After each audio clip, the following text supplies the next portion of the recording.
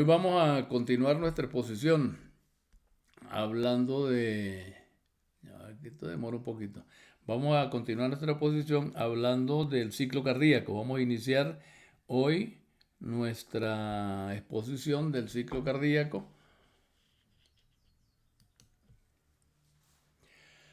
El ciclo cardíaco. ¿Qué es un ciclo cardíaco? Pues es muy fácil saber qué es un ciclo cardíaco. Yo creo que desde la escuela primaria, en las clasecitas de biología que dan en primaria, no sé a qué nivel, pero en alguno de esos niveles les deben hablar de la actividad del corazón y les deben explicar que el corazón pasa por unos ciclos de actividad que se llaman latidos cardíacos, es decir, que un corazón late con una frecuencia durante una frecuencia que implica que durante la unidad de tiempo se produce tal número de latidos. Nosotros hablando de un ciclo cardíaco, pudiéramos decir, el ciclo cardíaco es un ciclo en un fenómeno que se repite, en un fenómeno que se repite regularmente, es decir, con cierta regularidad y en el tiempo, en la unidad de tiempo. Esa unidad de tiempo puede ser variable. Estoy hablando de fenómenos en general, un fenómeno cíclico, un fenómeno repetitivo. Fenómeno, se produce el fenómeno y luego vuelve a producirse. Por ejemplo, qué sé yo, los ciclos de luz y oscuridad, que forman el día, los ciclos del día completo que forman un año, en fin. Pueden haber muchos ciclos. En la naturaleza hay enormes cantidades de ciclos y de fenómenos ondulados, de fenómenos que se repiten regularmente. Esos fenómenos, por ejemplo, las longitudes de onda de la luz, de los rayos X, del espectro visible. Todos esos son fenómenos repetitivos. Entonces se dice que la frecuencia es el número de veces que ese fenómeno repetitivo se produce en la unidad de tiempo. Esa unidad de tiempo puede ser variable dependiendo del fenómeno que estemos estudiando. Hay unidad de tiempo puede ser en segundo, por ejemplo, una frecuencia de 1000 hercios, esa es una frecuencia de 1000 veces por segundo. Se está repitiendo un ciclo 1000 veces en un segundo. En el caso del ciclo cardíaco, el ciclo cardíaco es una serie de fenómenos que se dan en un momento durante un periodo y que vuelven a repetirse adelante y que vuelven de nuevo a repetirse y se van repitiendo continuamente, de manera incesante. Nuestro corazón está de manera incesante pasando por unos ciclos repetitivos. Esos ciclos pues nosotros los llamamos latidos. Entonces son ciclos, también se llama periodo. El fenómeno que se repite recibe el nombre de ciclo o de periodo. En nuestro caso lo llamamos latido. Es el ciclo, el nombre técnico, digamos así, del ciclo cardíaco, un latido cardíaco. Cuando hablamos de latido, nosotros por lo general nos referimos, pero para probar, a ver aquí se demora un poquito el lápiz. Oh, ahí empezó a pasar. Ok. Ajá. Ok, les decía que en el caso nuestro, cuando hablamos de latido, pues siempre hablamos de latido y lo asociamos con las pulsaciones. Nosotros tomamos el pulso y ahí contamos lo que llamamos la frecuencia cardíaca. Cuántas veces se produce el levantamiento de la arteria que estamos tocando en la unidad de tiempo. Eso representa un latido. Pues ahí lo que estamos contando en realidad es el número de pulsaciones, es decir, el número de contracciones que el corazón produce en la unidad de tiempo. Cada pulsación de esas que estamos detectando con los dedos en la superficie ubicada encima de la arteria, en realidad estamos contando es el número de veces que el corazón se contrae, cuando se contrae. Y por supuesto tenemos que tener implícito que cada contracción de esas, para que venga la nueva contracción, debe producirse una relajación. Es decir, el ciclo cardíaco, lo que llamamos latido cardíaco nosotros, es un conjunto de un par de fenómenos. Ya veremos que ese par de fenómenos no es tan par de fenómenos. En realidad ocurren una enorme cantidad, una cantidad grande de fenómenos que se dan, de sucesos que se dan durante un ciclo cardíaco. Eso es lo que nosotros vamos a estudiar, la cantidad o la serie de fenómenos que se producen durante un ciclo cardíaco. Pero de manera sencilla y hablando de lo que ya todo el mundo sabe, un ciclo cardíaco es un ciclo durante el cual el corazón pasa de una fase de reposo que llamamos diástole, durante la cual el corazón se llena, es decir, va recibiendo sangre proveniente. Cuando hablamos del corazón estoy hablando de los ventrículos. Nosotros nos vamos a concretar fundamentalmente a los ventrículos. Es decir, si digo corazón, es hablando principalmente del ventrículo, de los ventrículos.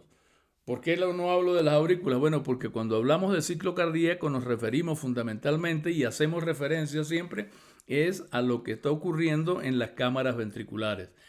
Por supuesto que también vamos a comentar sobre las cámaras auriculares, pero las vamos a poner, digamos, en su sitio. Entonces, durante la diástole podemos decir que los ventrículos están llenándose, el corazón está relajado, no tiene ningún tipo de actividad en ese momento, ni eléctrica ni mecánica. El corazón está relajado y está llenándose de manera pasiva. Es decir, él se llena pasivamente. ¿Qué quiere decir pasivamente? Que él no hace ningún tipo de actividad como no sea estar descansando y dejando que la sangre que le está llegando lo vaya expandiendo. Hasta que llega un momento en el cual viene entonces la actividad eléctrica, se inicia todo ese proceso que acabamos de estudiar en otras clases, se produce la excitación del nodo sinoauricular y luego se produce la excitación de la masa muscular y finalmente el ventrículo termina contrayéndose y expulsando esa sangre.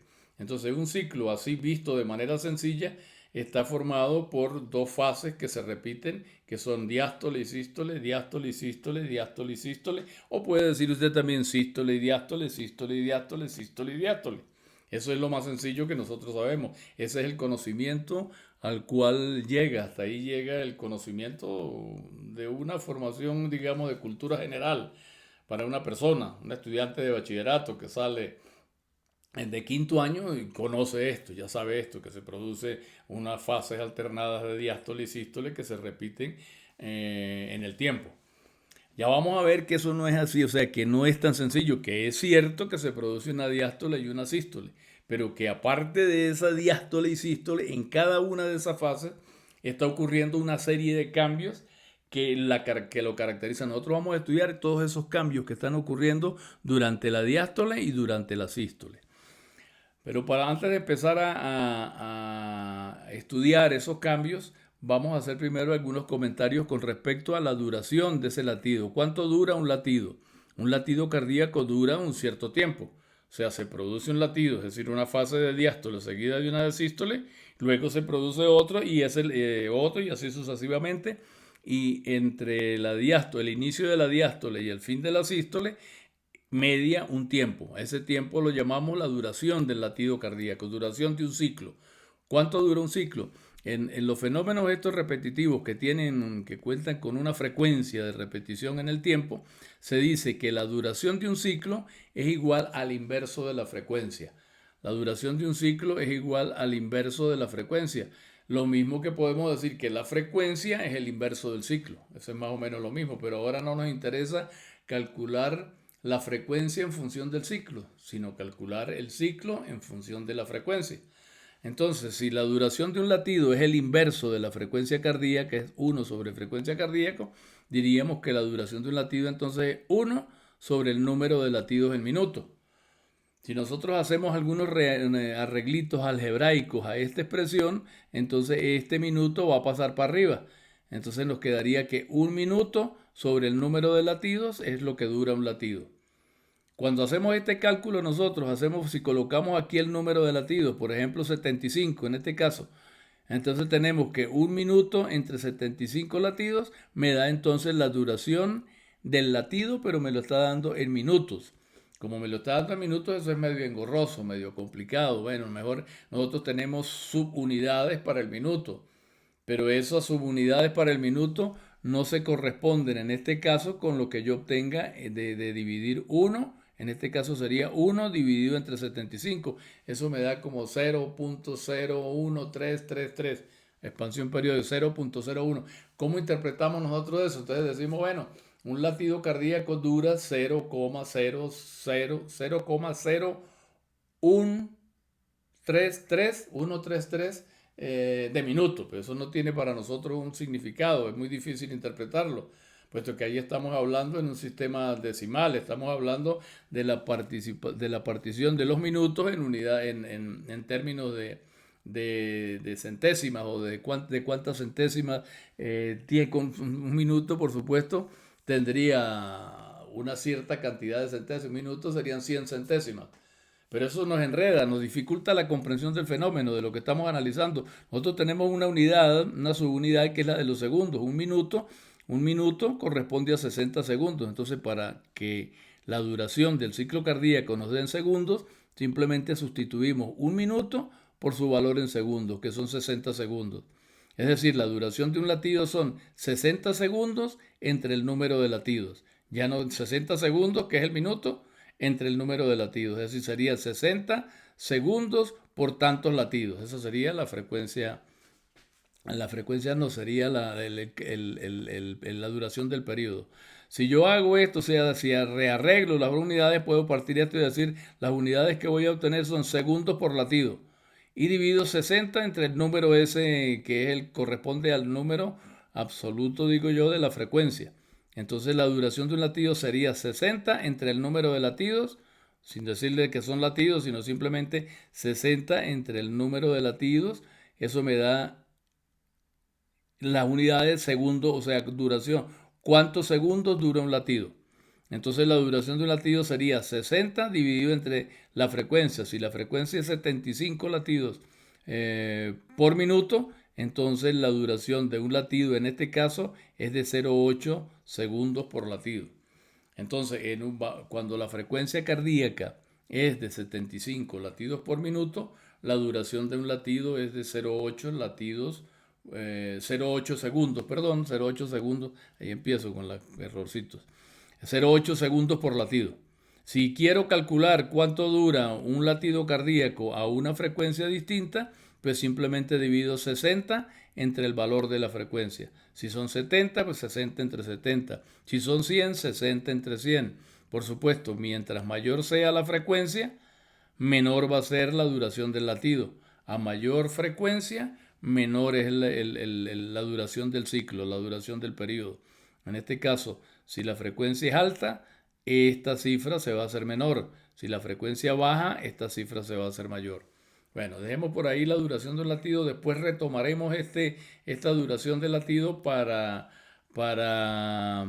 ver de esa duración cuánto se gasta en cada uno de los fenómenos que vamos a estudiar. Este latido que dura 0,8 segundos en realidad comprende una serie de fasecitas y de periodos más cortos que sumando los completos nos dan entonces los 0,8 latidos por segundo. Es decir, un ciclo cardíaco es el tiempo que tarda entre el inicio, usted puede tomarlo desde el inicio de la diástole hasta el fin de la sístole o desde el inicio de la sístole al final de la diástole. La duración va a ser la misma. Pero entonces esa duración de ese latido, ese periodo que dura el ciclo cardíaco, vamos a ver después que todavía incluso, a pesar de que es una duración bien corta de tiempo, son menos de un segundo, un ciclo cardíaco en condiciones de reposo normalmente dura menos de un segundo. Pero vamos a ver que esa duración todavía podemos fragmentarla, todavía podemos dividirla y decir, mire, que hay fasecitas que duran entonces una fracción de esa duración. Ya vamos a ver eso poco a poco. Cuando nosotros, ya estudiantes de medicina, queremos estudiar lo que es el ciclo cardíaco, que es lo que estamos haciendo, ya nosotros no vamos a conformarnos simplemente con decir un latido cardíaco es simplemente la sucesión de dos fases, una de diástole y otra de sístole. Y se acabó, sístole y diástole. Parece que ahí tenemos listo todo. Si la frecuencia cardíaca, ese periodo de sístole y diástole dura tanto tiempo. Hasta ahí es un conocimiento general que tenemos que profundizar nosotros como estudiantes, ustedes como estudiantes de medicina y yo como quien les está enseñando, tengo que profundizar en todos esos fenómenos que están ocurriendo porque es muy importante para el médico que él tenga claro todo lo que ocurre o todo lo que está produciéndose durante ese ciclo cardíaco. Después ustedes van a tomarse un estetoscopio, van a ocultar un corazón y tienen que saber qué es lo que están ocultando y entender cuáles son los factores que pueden considerarse patológicos en esa ocultación. Para poder entender si está ocurriendo algo que no está bien en el proceso de ocultación que ustedes hacen, entonces es necesario conocer las variaciones que se producen en una serie de variables, así las llamamos, son variables. Esas variables que se estudian son unas presiones, son la presión aórtica, siempre me tarda aquí para llegar al... Disculpen ustedes que tengo aquí la presión aórtica, ahora sí, la presión aórtica, la presión en la aurícula izquierda y la presión en el ventrículo izquierdo en términos de presión. También vamos a ver los cambios de volumen del ventrículo izquierdo, cómo se producen las variaciones de volumen. Es evidente que el volumen del ventrículo izquierdo, en este caso del ventrículo izquierdo, pero también podemos estudiar esto en el ventrículo derecho. Sería la presión pulmonar, la presión en la aurícula derecha, la presión en el ventrículo derecho, el volumen del ventrículo derecho. Aquí estamos hablando porque vamos a hablar y hacer hincapié sobre todo en el caso del ventrículo izquierdo.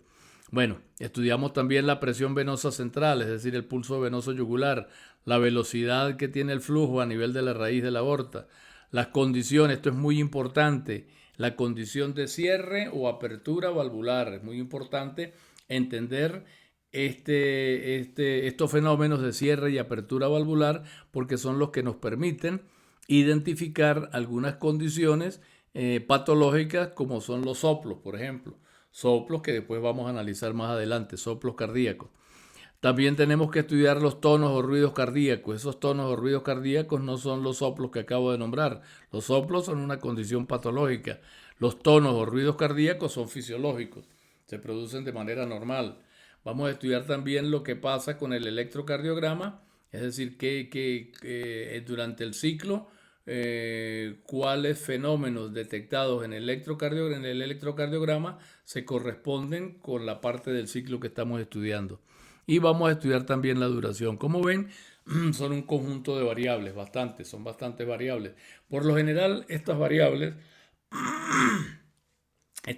por lo general se estudian al unísono, o sea, se colocan todas en un gráfico o en un conjunto de curvas o de gráficos, pero en una sola imagen, en una sola figura, de manera que se pueda hacer la correlación temporal de los cambios de cada una de estas variables, ¿verdad? Con el ciclo cardíaco. Si una se produce al principio, si otra a la mitad, si otra al final, que sea, si en el principio aumenta la presión o baja la presión, si el volumen sube, si el volumen baja, todo eso en función del tiempo y de manera sincrónica para ver qué está ocurriendo en cada momento con todas estas variables que estamos colocando acá.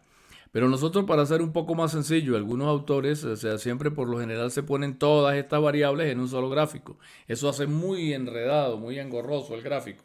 Nosotros vamos a ver, vamos a partir esto y vamos a analizar en un gráfico, en los gráficos que vamos a analizar inicialmente, vamos a incluir las variables que están aquí marcadas de color amarillo, un amarillo medio naranja, qué sé yo.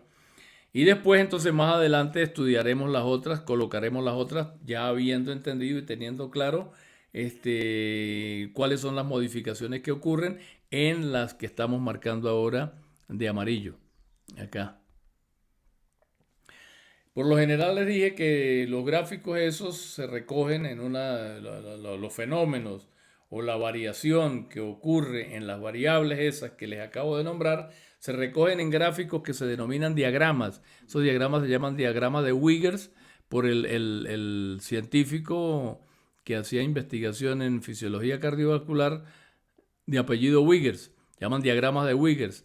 En esos diagramas de Wiggers, como les dije, se colocan todas las variables así sincronizadas. En esos diagramas tenemos una dimensión horizontal que corresponde al tiempo y una dimensión y las curvas, o sea, expresadas en función de la variable que ya hemos escogido. Por ejemplo, aquí tenemos el volumen.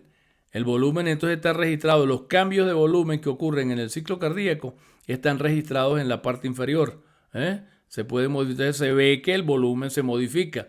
Observamos modificaciones en la curva de volumen. Ese volumen pasa en la parte alta, se refiere si la curva está en la parte más alta, significa que está en el momento en el cual el corazón está lleno. Entonces el volumen del corazón. Hablamos de corazón, pero en realidad se trata en este caso del ventrículo. el ventrículo izquierdo, el ventrículo derecho, por ejemplo. Se hacen los gráficos para el ventrículo derecho, corazón derecho, o para el corazón izquierdo. Entonces, repito, el volumen sufre cambios. Aquí en el corazón derecho el volumen se modifica, en el izquierdo también. Una de las cosas que destaco es que los cambios de volumen que ocurren en ambos ventrículos son muy parecidos. En cambio, los cambios que ocurren en otras variables ya tienen cierta relación, pero son un poco distintos. Entonces, en este gráfico vamos a estudiar, por ejemplo, vamos a estudiar fundamentalmente el corazón izquierdo, pero estamos poniendo aquí los dos para comparación. O sea, en los ejes, ¿qué tenemos en los ejes? En el eje correspondiente al volumen, pues tenemos la variación en volumen.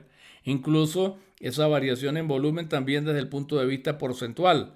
100% se refiere al llenado completo del ventrículo. 0% sería al vaciado completo del ventrículo.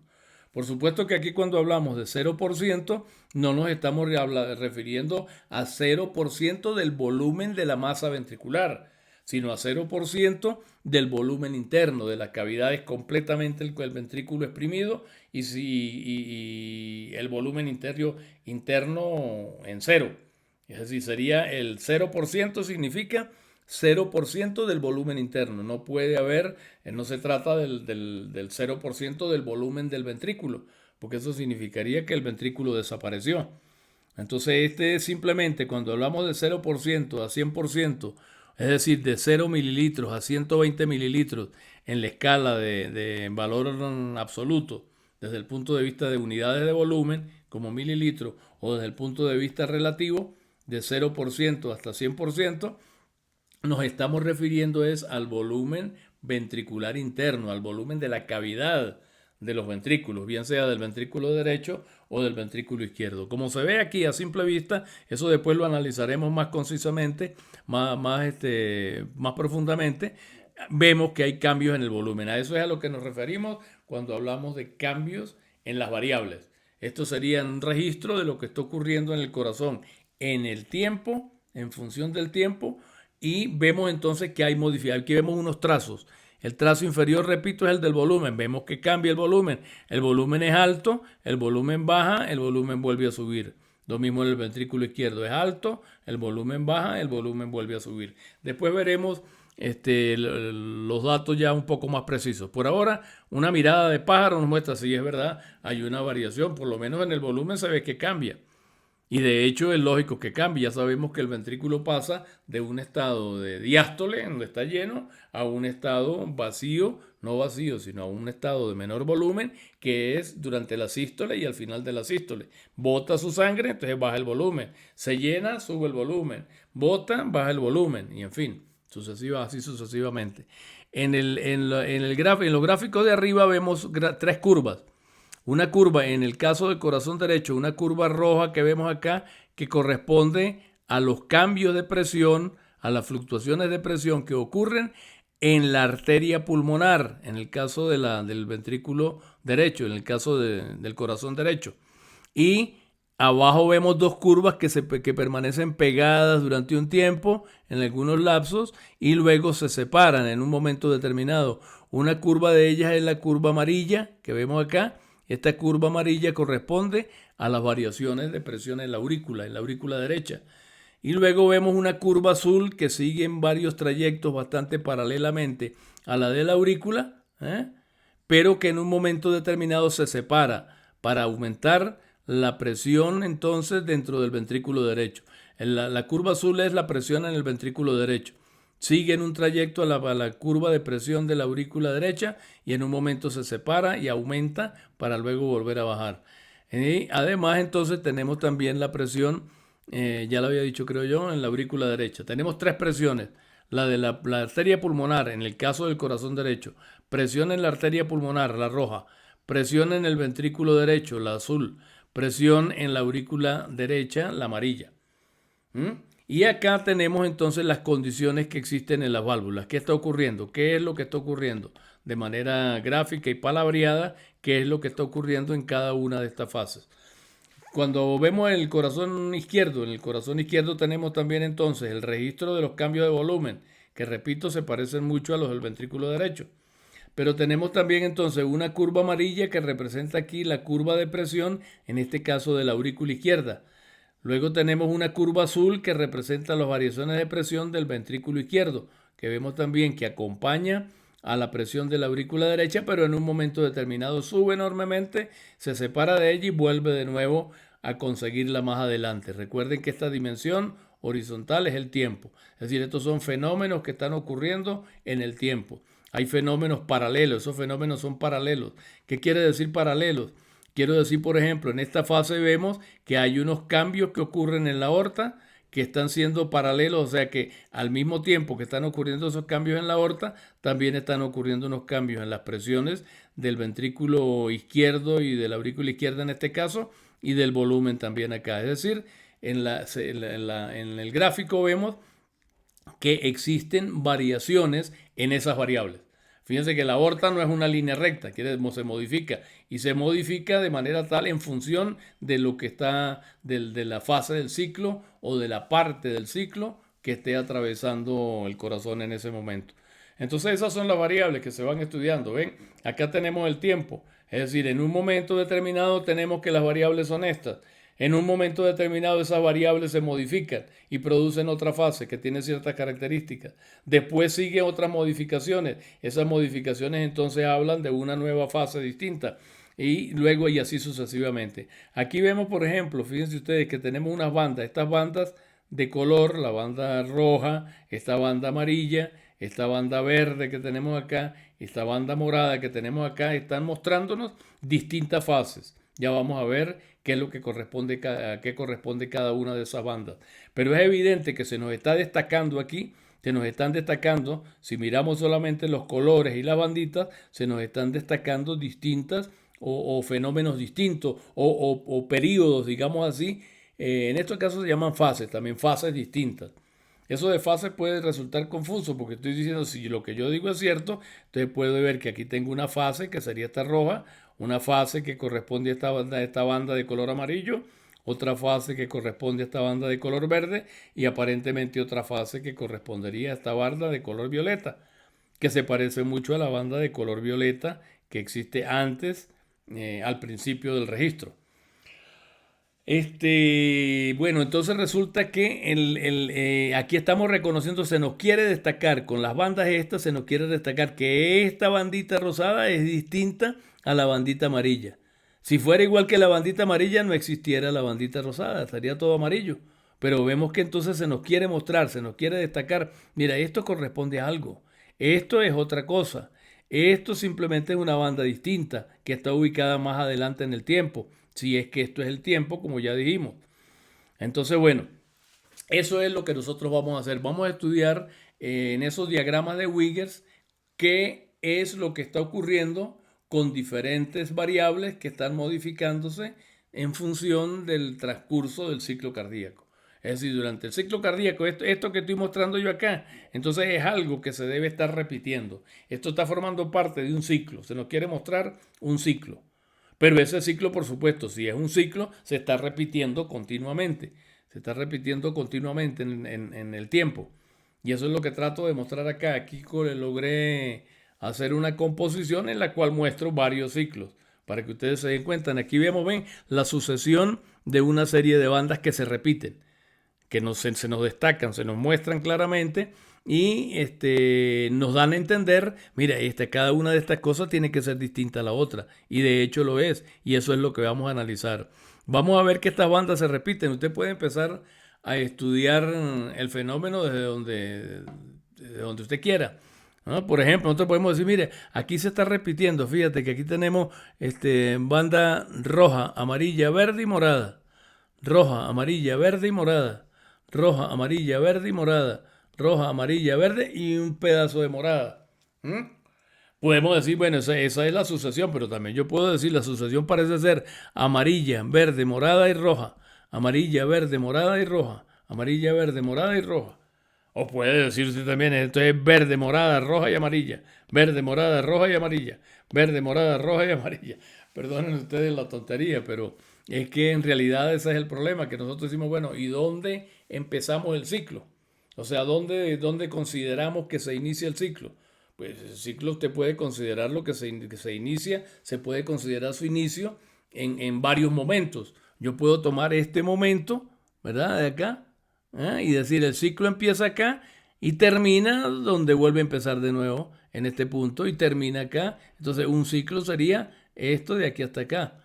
¿Entiendes? Pero entonces, ¿cuál es el criterio que se puede tomar para definir estas bandas que estoy mostrando en este momento? O sea, estas bandas que se muestran acá. ¿Qué criterio utilizo para decir, esta es la uno, esta es la 2, esta es la 3 y esta es la 4? Pudiera ser cualquiera de ellas, cualquiera de ellas pudiera empezar un ciclo. Pero entonces ya vamos a ver más adelante pues que se ha definido y ya se ha establecido empezar en un momento la fase uno, ¿verdad? Empezarle en un punto y terminarle en otro punto donde empieza la fase 2. La fase 2 sería entonces la fase uno, está mostrada acá, la fase uno sería la banda morada. La banda morada esta, es decir, esta fase que tiene características que ya vamos a ver y vamos a ver por qué se define como fase uno, sería la primera fase. Repito, puedo tomar cualquiera, pero se toma por lo general, y por eso esto está dividido en fase 1, 2 y 3 y 4. Si es la fase 1, empieza aquí. La fase 1 empieza acá y termina en este punto. Aquí donde termina ella empieza la fase 2. Después donde termina la fase 2 empieza la fase 3, que termina donde empieza la fase 4. Y luego vuelve a empezar la fase 1, la fase 2, la fase 3, la fase 4 y así sucesivamente. Entonces estamos viendo que en realidad se nos están mostrando una serie de subfases, pero que no se denominan subfases aquí, aquí las llamamos fases. Ya vamos a ver que incluso esas fases, también algunas de ellas tienen subfases. Entonces resulta que ya dijimos anteriormente que el corazón tenía dos fases, una de sístole y una de diástole. Sístole, diástole, sístole, diástole, sístole, diástole. Son dos fases. Pero acá estamos diciendo entonces no, en realidad estamos definiendo cuatro fases. En este caso, entonces no son dos fases. Entonces que hay como una contradicción. Se me dicen que son dos fases y después se dice que son cuatro las fases.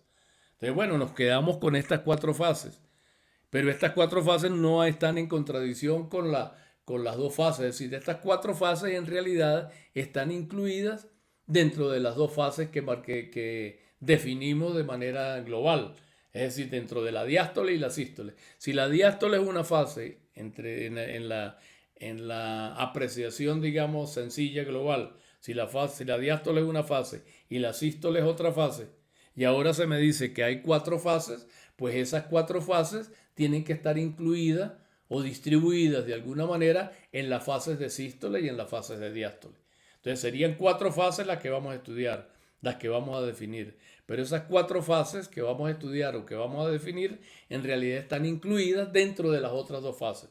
Ya veremos que dos de esas fases corresponden a la sístole y dos de esas fases, las otras dos, corresponden a la diástole. ¿Qué más puedo decirle yo de este gráfico? Bueno, una de las cosas que les digo es que se nos enreda, ¿no? Porque si yo fuese a presentar, digamos, por supuesto, es enredado colocar todos los ciclos para estudiar todos los ciclos. Entonces nosotros tomamos un ciclo. De estos cuatro ciclos que yo puse acá, juntos lo hago para mostrar que son ciclos que se repiten. Lo hago para mostrar que son fases que se están repitiendo y que nosotros vamos a estudiar o analizar en realidad un ciclo que correspondería a cuatro de esas fases. Entonces el ciclo empezaría aquí al inicio de la fase 1 y terminaría en la fase 4. Entonces ya no vamos a decir que si es que vamos a empezar en la fase 2, no, empezamos en la 1 y llamamos 1. Llamamos 1 a la fase esta morada de más larga duración, ¿verdad? Le llamamos fase 1. Se sigue la fase 2, la fase 3, la fase 4 y luego vuelve y se repite. Pero repito, es una tontería poner todo este gráfico para hacer ese análisis. Gráfico donde incluya cuatro ciclos. Nosotros vamos a estudiar es un ciclo. Pues sacamos de ahí un ciclo para estudiarlo. Si nosotros sacamos un ciclo para estudiarlo, lo más sencillo sería, por ejemplo, este gráfico que tengo acá. Es decir, si estoy diciendo que son cuatro fases, bueno, empecemos entonces, pongamos un ciclo donde empecemos con la fase 1, la fase 2, la fase 3 y la fase 4 y analicemos el fenómeno.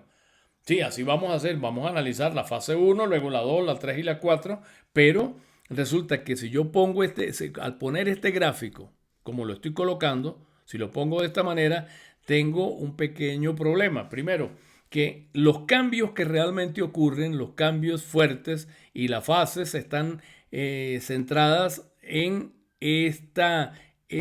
perdón, en esta zona del gráfico que quedaría a la derecha, quedaría muy colocado a la derecha. Es decir, lo ideal sería que este gráfico, que es el que tiene mayor cantidad de variaciones, que es el que define la mayor cantidad de fases, estuviera echado un poquito más hacia la izquierda, es decir, más centrado.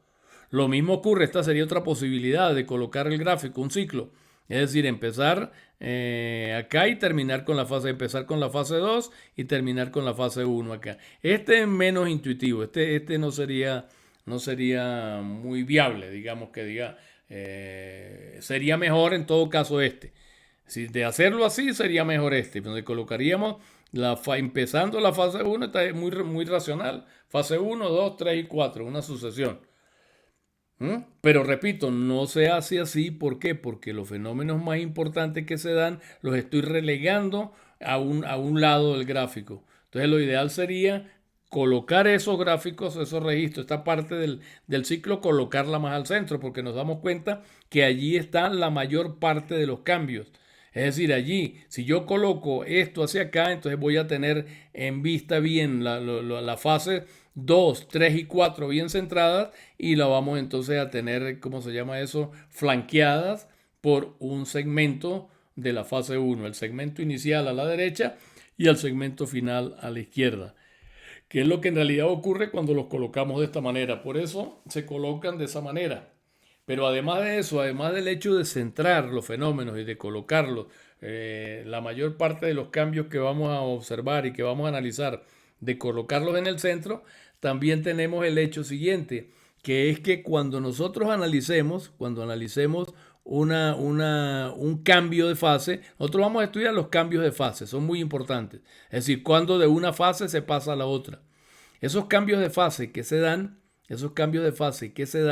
para poder entenderlos, para poder explicarlos en el momento que los agarremos, tenemos que tener conciencia, tenemos que tener claro qué es lo que estaba ocurriendo. Si yo digo que esos representan cada hito de esos, cada límite entre las bandas representa un cambio de fase, pues entonces si yo digo que cambio de fase, yo tengo que conocer cómo estaba antes de que se produjera el cambio, cómo estaban las variables esas que estoy estudiando. Es decir, si yo quiero estudiar cómo cambia en la fase 1, que se inicia acá, por qué se produce y cómo se produce el fenómeno en cuanto al volumen, tengo que saber cómo estaba el volumen antes de que se produjera ese cambio. Si yo quiero saber cómo cambia la presión, por ejemplo, la presión del ventrículo, tengo que saber cómo estaba la presión del ventrículo antes. Es decir, yo no puedo analizar, es muy complicado y poco didáctico analizar los cambios de fase que ocurren, o sea, ¿por qué ocurren esos cambios de fase si no conozco la condición que tenían las variables antes de ese cambio de fase? Entonces acá yo puedo tener, si quiero analizar, por ejemplo, qué ocurre en el cambio de fase entre la fase 4 y la fase 1, entonces yo voy a decir, el volumen sube. Entonces yo tengo que tener claro que antes y todo eso, el volumen estaba bajito. Tengo que irme a la fase anterior y decir, mira, es que el volumen aquí estaba abajo y entonces de repente sube. Lo mismo que si vamos a analizar qué pasa con la presión en el ventrículo izquierdo. Tengo que analizar, mira, aquí la presión en el ventrículo izquierdo está baja y viene bajando. ¿Por qué viene bajando? Porque estaba antes alta y se produce un descenso de la presión hasta un punto determinado. ¿Ven? Entonces por eso esta disposición en el gráfico de las curvas que vamos a analizar, esta disposición en el gráfico de las fases que estamos estudiando es la más práctica, a pesar de que es un poco confusa, porque si yo miro este gráfico así sin que me lo expliquen, digo, pero entonces aquí puede ser que esta sea la fase 1, ok, entonces esta sería la fase 1, aquí empieza la fase 1, la fase 2, la fase 3, la fase 4 y luego la fase 1. Pero entonces tenderíamos a equivocarnos creyendo que esta fase 1 dura este poquito de tiempo, este lapso de tiempo. Y que aquí la mostramos, la fase 1 inicial, y luego la fase 1, la misma fase 1, volviendo a repetirse. Cuando eso en realidad no es así. Esta fase 1 que tenemos acá, ¿verdad?, se continúa con esta misma fase 1. Es decir, esta fase 1 no ha terminado acá. esta fase 1 sigue en esta banda que está acá, por supuesto, no es en esta, sino en la que le sigue, que es idéntica a esta. Es decir, aquí puede haber una pequeña confusión de que esto es la fase 1 y que ahí termina la fase 1. Entonces, muy bien, empezamos en la fase 1, seguimos en la 2, la 3, la fase 4 y luego volvemos a la 1. Quiere decir que aquí vendría de nuevo la 2, la 3 y la 4. Cuando eso en realidad no es así, ya lo vimos anteriormente, ven, eso no es así. La fase 1 es larga, la fase 1 no es la mitad, sino es completa. Y entonces en este gráfico lo que estamos viendo, que aquí se inicia la fase 1, pero termina en la fase, termina después, nos vamos adelante y termina en la banda inicial. O sea, se pueden juntar esta con esta para formar una sola fase. Bueno, quiero destacar otros detallitos aquí importantes. ¿Por qué se están dividiendo estas subfases? O sea, si ya dijimos que eran diástole y sístole, o sístole y diástole, en la fase del corazón, ¿por qué estamos haciendo esta división? Esta división la estamos haciendo, o sea, tomando en cuenta lo que está ocurriendo con las válvulas. Es decir, los movimientos valvulares. Los movimientos valvulares son dos. Las válvulas o se abren o se cierran. Una válvula se abre o se cierra. Entonces aquí estamos hablando del ventrículo izquierdo. Si estamos hablando del ventrículo izquierdo, entonces resulta que en el ventrículo izquierdo trabajan dos válvulas. Existen dos válvulas que tienen su función. Ustedes ya las conocen, ya las analizamos en el pasado. Pero entonces aquí existen dos válvulas. En el ventrículo derecho también existen dos válvulas, pero estamos en el ventrículo izquierdo. En el ventrículo izquierdo tenemos una válvula aurículo-ventricular. ¿Cómo se llama esa válvula aurículo-ventricular del ventrículo izquierdo? Se llama válvula mitral. Es la válvula mitral. ¿Eh? ¿Cómo se llama la válvula semilunar? Es decir, la válvula que está entre el ventrículo y la arteria aorta. Tiene un nombre particular, se llama válvula aórtica. Entonces, en el ventrículo izquierdo, nosotros vamos a analizar esto sí se demora. Vamos a analizar la condición de cierre. Perdón, que voy a probar de nuevo. Ok, vamos a analizar la condición de cierre o apertura de dos válvulas que existen en el ventrículo izquierdo. Vamos a ver cuándo se cierra o cuándo se abre la válvula mitral. Y vamos a ver cuándo se cierra y cuándo se abre la válvula aórtica, la semilunar. Si nos vamos al ventrículo derecho, entonces analizaríamos cuándo se abre o se cierra la válvula aurículo-ventricular derecha, que es la válvula tricúspide. Y vamos a analizar cuándo se abre o se cierra la válvula sigmoidea, que en este caso sería la válvula pulmonar. Pero entonces dejemos la tricuspidia y la pulmonar, dejémosla a un lado por ahora porque vamos a analizar es lo que ocurre en el ventrículo izquierdo.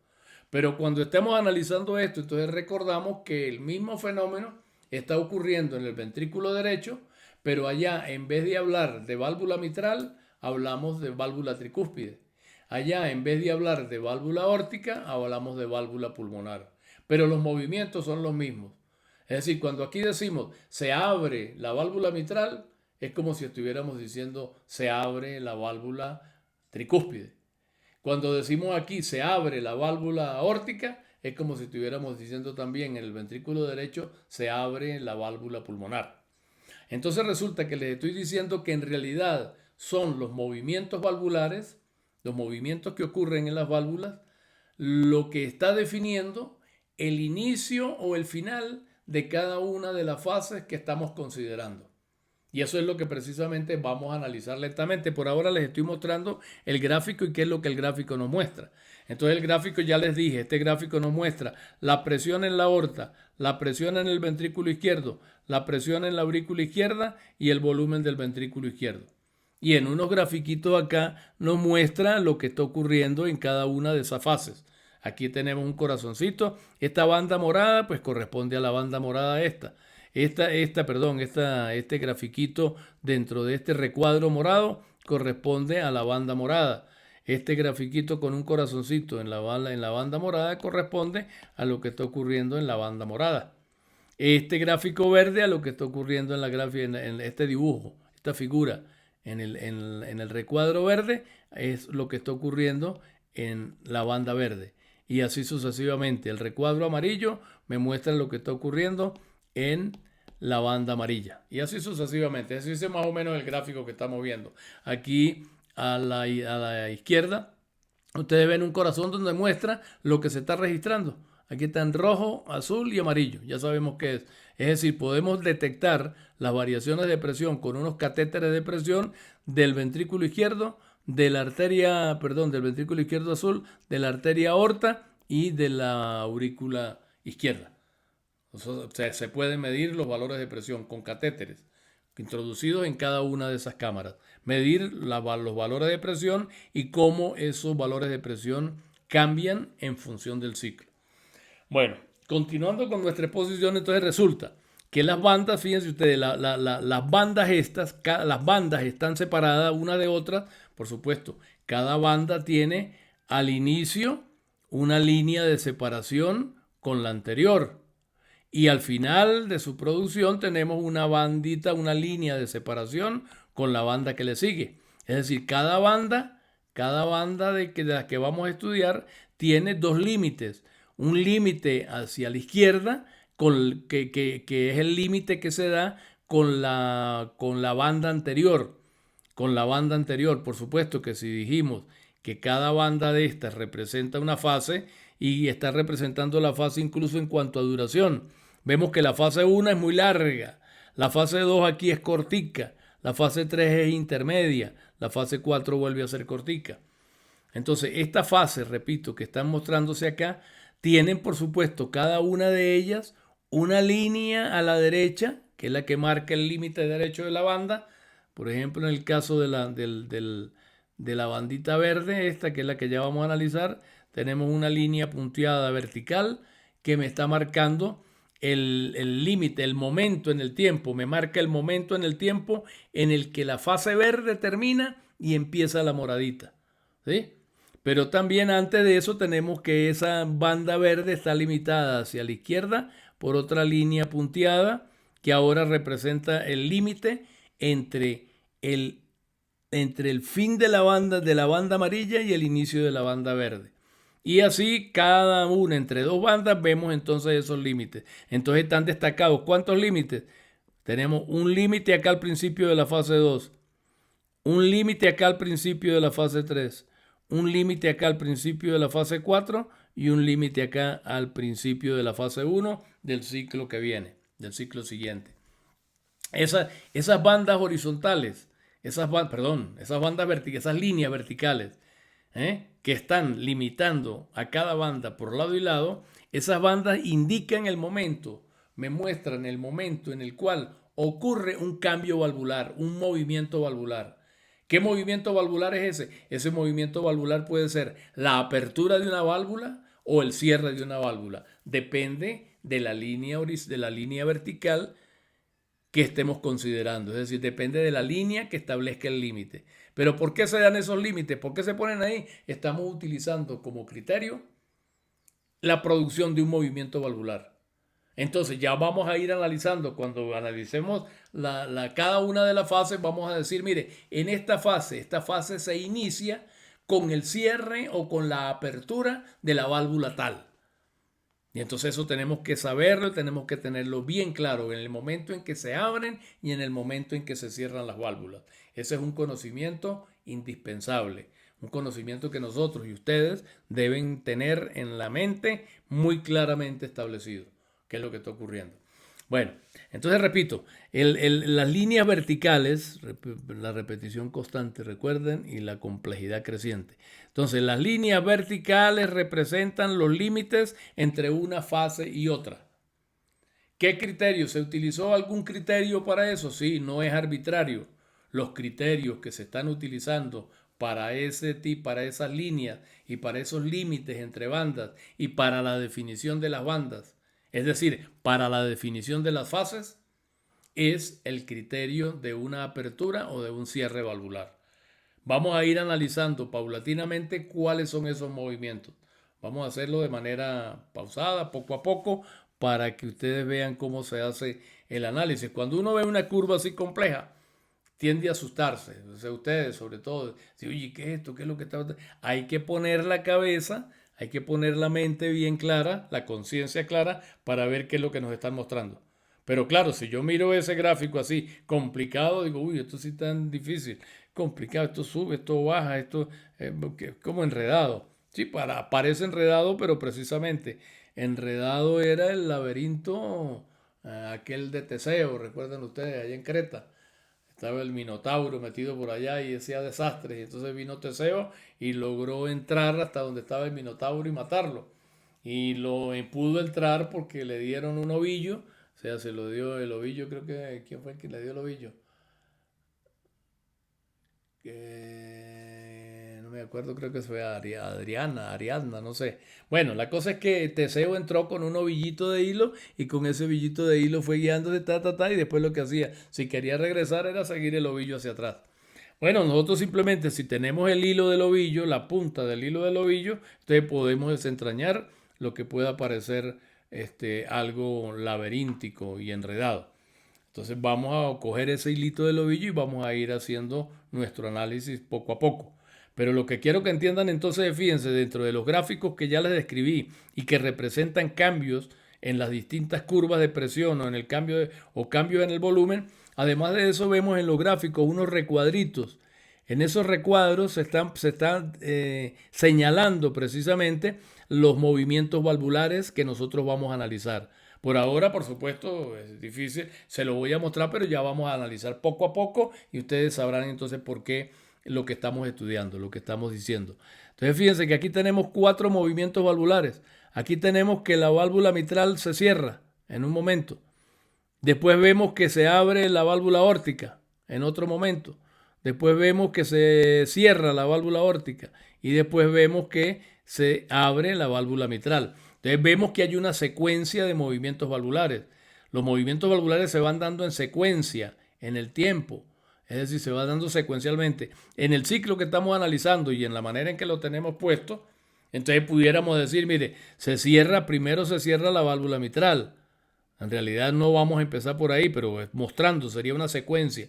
La secuencia temporal implica, aquí en este gráfico que estamos mostrando, entonces la válvula mitral se cierra antes que la válvula aórtica se abra. Cuando se abre la válvula aórtica en un punto determinado y se cierra después esa válvula aórtica en un punto determinado más adelante. Y más adelante aún se cierra o se abre de nuevo la válvula mitral. Entonces, la válvula mitral se cierra en un momento determinado. La válvula mitral se abre en otro momento determinado, distinto al primero. La válvula aórtica se abre en un momento determinado. La válvula aórtica se cierra en otro momento determinado. Tal vez el grafiquito pueda parecer lo que llaman los gringos o los ingleses, los anglosajones, misleading. Es decir, misleading significa como nos puede llevar a confusión, nos puede engañar. Porque claro, la puntica de cada recuadro está señalando una línea. Nosotros podemos creer, entonces es que la válvula mitral se abre, entonces tendemos a señalar el gráfico de la presión del ventrículo, por ejemplo, azul. No, el recuadro que tiene el señalador, este recuadrito está señalando el momento del ciclo en el cual se abre la válvula mitral. Este punto no quiere decir que se produce el cierre de la válvula, la apertura de la válvula mitral en este punto de la presión del ventrículo. No, la válvula de hecho se abre, como vamos a ver más adelante ya enseguida, la válvula se abre en este punto determinado. ¿Ve? Aquí, desde el punto de vista de la coincidencia de los cambios de presión necesarios para que la válvula mitral se abra, en realidad en el punto del trazado sería aquí. Pero resulta que este punto acá es un punto en el tiempo. Ese punto en el tiempo entonces está representado por esta banda que tengo acá. Esta línea que tengo acá es el momento temporal. O sea, el recuadro me está mostrando es el momento temporal. Parece una redundancia y una tontería el momento temporal. No es tan redundancia. Hay unos momentos que no son todo el momento. También hay un concepto en física, que el momento es como la inercia que tiene un cuerpo que se mueve. Se llama también momento. Pero bueno, ¿no? Aquí en este caso pues parece redundancia. Si es momento temporal, si es un momento, si es un momento, es en el tiempo, es un punto en el tiempo. Entonces, esta línea en realidad me está mostrando es el momento. o el punto en el tiempo, para ser concreto, pues, el punto en el tiempo en el cual se produce la apertura de la válvula. Pero la apertura de la válvula, por supuesto, está ocurriendo en ese momento del tiempo, pero está señalada aquí en cuanto a los cambios de presión. Los cambios de presión son los que hacen que se produzcan los movimientos valvulares. Entonces, en este punto acá, en el registro, es donde cuando se cruzan estas dos presiones, cuando una presión se hace mayor que otra, ya vamos a ver eso un poquito más adelante, aquí es donde se está produciendo. Yo trasladaría este movimiento de apertura de la válvula mitral, trasladaría el punto hasta acá, pero entonces eso me va a enredar porque tendría que trasladar cada punto allá y me hace como más enredado. O sea, los recuadros están mejor colocados así, hacen menos superposición con otros textos o con otros registros de la figura sin que, repito, sin que molesten. ¿Eh? Entonces por eso están marcando acá. Pero repito, el punto en realidad que pudiéramos señalar aquí es en este punto. Aquí en este punto coinciden tanto el tiempo como los cambios de presión responsables. Entonces deberíamos marcar acá. Se nos está marcando el tiempo, el momento en el cual ocurre. No el sitio o el punto de las presiones o del registro que estamos haciendo, sino el tiempo. Entonces, en este momento, aquí, en este momento, dice aquí que se abre la válvula mitral. En este momento acá de la línea esta vertical que está por detrás, ahí se produce el cierre de la válvula aórtica y así sucesivamente. Es decir, quiero que no se confundan. Los recuadros blancos que tienen designados los cambios valvulares que se están produciendo están desmarcando el momento en que se produce, no el punto concreto en los cambios de curva. En los que son los responsables son en realidad los cruces, los cambios de presión. Aquí se da un cambio de presión. Acá se da un cambio de presión. Acá en este punto se da otro cambio de presión. Y aquí se da otro cambio de presión. Entonces es en estos puntos de cambio de presión donde se producen los movimientos valvulares. Sin embargo, aquí se está señalando es el tiempo, el momento en el cual se produce, no el punto en las curvas, para que tengamos entonces claro y no nos confundamos al respecto. Vaya a decir, no, mire, es que lo que pasa es que la válvula mitral se abre cuando la presión en el ventrículo izquierdo está como en 30. Eso no es cierto. En realidad se abre aquí cuando la presión en el ventrículo izquierdo está por debajo pasa a estar por debajo de la presión en la aurícula izquierda. Bueno, entonces esos son más o menos los detalles que nos van a permitir hacer el análisis. Repito, vemos cambios en las curvas, vemos cambios en las presiones, vemos cambios en el volumen. Y vemos señalados entonces los puntos, o sea, vemos señalados y entendemos ahora por qué se designan las fases. Las fases están designadas por los movimientos valvulares. Un movimiento valvular signa el final de una fase y el inicio de la otra. Cada movimiento valvular está ocurriendo en un cambio de fase. Entonces, por eso los movimientos valvulares son sumamente importantes para definir cuál es la fase 1, cuál es la fase 2, cuál es la fase 3, cuál es la fase 4. Pero vamos a empezar nuestro análisis. No puede ser, ya llevamos un tiempo. Bueno, vamos a empezar nuestro análisis por el principio.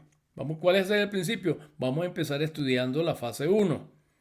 La fase 1, aquí vemos que aquí está marcada la fase 1 por este lado, pero también tiene una marca aquí atrás que es la fase 1 también.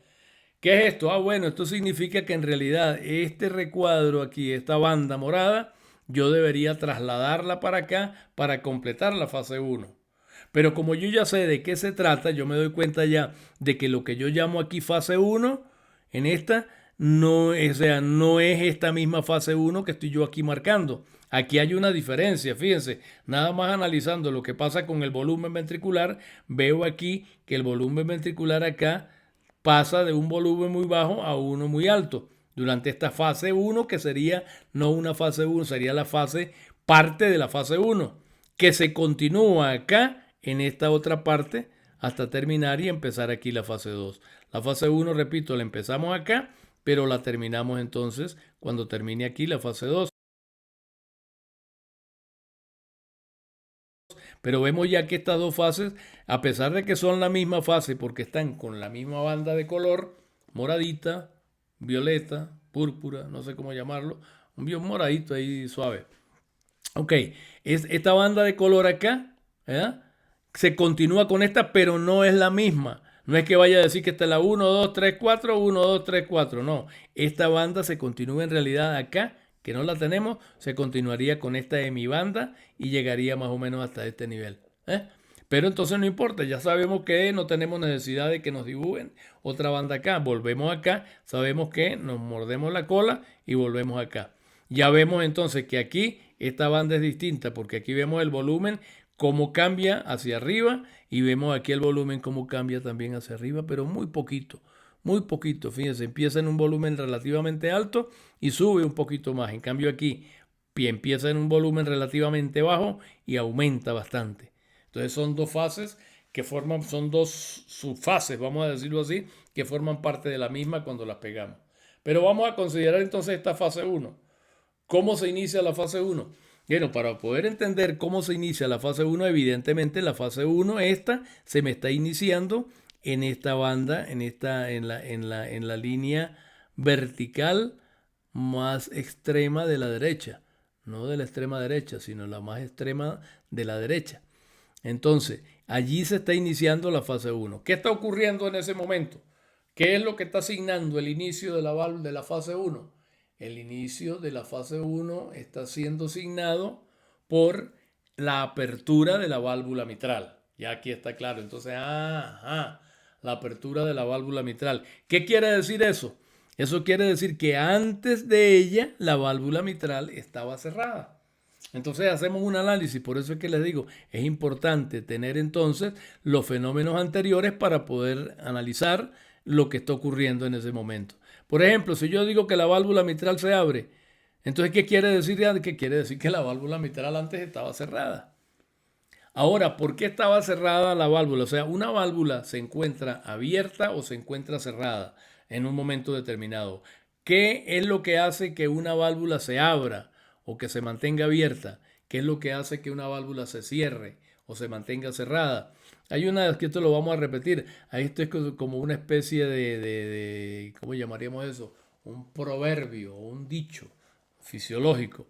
Dice, en el caso este del corazón, una válvula se abre cuando una válvula se abre, cuando la presión corriente arriba de la válvula es mayor que la presión corriente abajo. Ahí uno se enreda, pues, bueno, ¿qué es eso de corriente arriba y corriente abajo? Cuando nosotros analizamos, por ejemplo, el curso de un río, entonces el río va moviéndose. La corriente va en un sentido, por supuesto, siempre hacia abajo. La corriente desciende.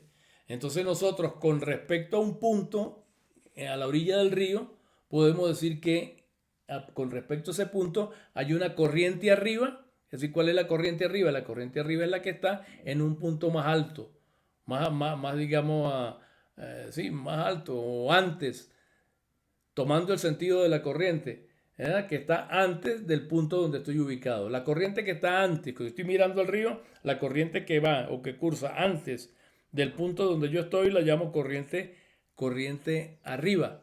Eso le dicen también aguas arriba. En el caso del río sería aguas arriba. Aquí no podemos decir aguas arriba porque se trata de sangre, sería sangre arriba. Pero entonces en vez de decir sangre arriba decimos corriente arriba. Entonces, con respecto a las válvulas, tenemos solo dos válvulas aquí. Una válvula es la válvula aórtica y la otra válvula es la válvula mitral. Es decir, la válvula auriculoventricular izquierda mitral o la válvula sigmoidea que es la aórtica. Tenemos dos válvulas. Entonces, cuando analizamos la válvula es como si estuviéramos parados ahí frente al río. Entonces, si estoy parado en una válvula, si me considero el plano de la válvula, el plano valvular, ¿a qué llamo corriente arriba? Llamo corriente arriba a lo que está detrás o por arriba de la válvula en el sentido del flujo de la sangre.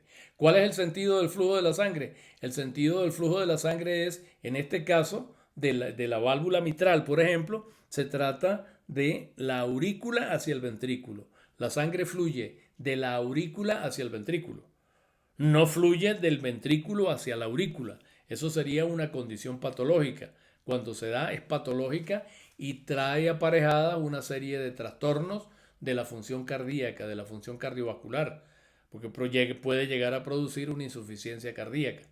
Pero bueno, entonces repito, si yo tomo en cuenta una válvula, ¿qué es lo que llamo corriente arriba? Corriente arriba es lo que está antes de la válvula en el sentido, es decir, es la corriente, es la cámara, vamos a suponer en este caso, la cámara que está antes de la válvula. ¿Cuál sería la corriente arriba de la válvula mitral? La corriente arriba sería la aurícula izquierda. ¿Cuál sería la corriente abajo de la válvula mitral? Sería el ventrículo izquierdo. Corriente arriba la aurícula izquierda, corriente abajo el ventrículo izquierdo. Si nos vamos a la válvula simoidea, a la válvula aórtica, ¿cuál sería la corriente arriba de la válvula aórtica? La corriente arriba de la válvula aórtica ahora es el ventrículo izquierdo y la corriente abajo ahora es la aorta. ¿Ven? Cambio, entonces van cambiando. Depende de la válvula que analicemos. Corriente arriba es lo que está antes, corriente abajo es lo que está después de la válvula. Corriente arriba para la válvula aurículo-ventricular, para la mitral, la aurícula. Corriente abajo para la válvula mitral, el ventrículo. Nos vamos a la válvula aórtica. Corriente abajo para la válvula, corriente arriba para la válvula aórtica, el ventrículo izquierdo. Corriente abajo, la arteria aorta. Muy sencillo, tal vez pueda ser más complicado, pero bueno, así nos lo enseñan y así tratamos de enseñarlo.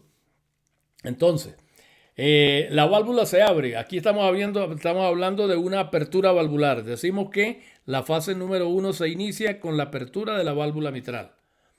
Eso me indica dos cosas. Primero, que la válvula estaba cerrada. La válvula estaba cerrada. ¿Por qué estaba cerrada la válvula? Entonces, cuando analizamos, resulta que para poder analizar la condición de la válvula, tenemos que considerar dos presiones. En el caso de la válvula mitral que estamos analizando, tenemos que considerar la presión en el ventrículo izquierdo y la presión en la aurícula izquierda. Si la presión en el ventrículo izquierdo es mayor que la presión en la aurícula izquierda, entonces la válvula mitral se encuentra cerrada, porque simplemente la diferencia de presión hace que la sangre tienda a irse hacia atrás y entonces es cuando se cierra la válvula. Entonces, mientras la presión en el ventrículo sea más alta que la presión en la aurícula izquierda, entonces en ese caso estamos en presencia de una válvula mitral, en este caso, que está cerrada.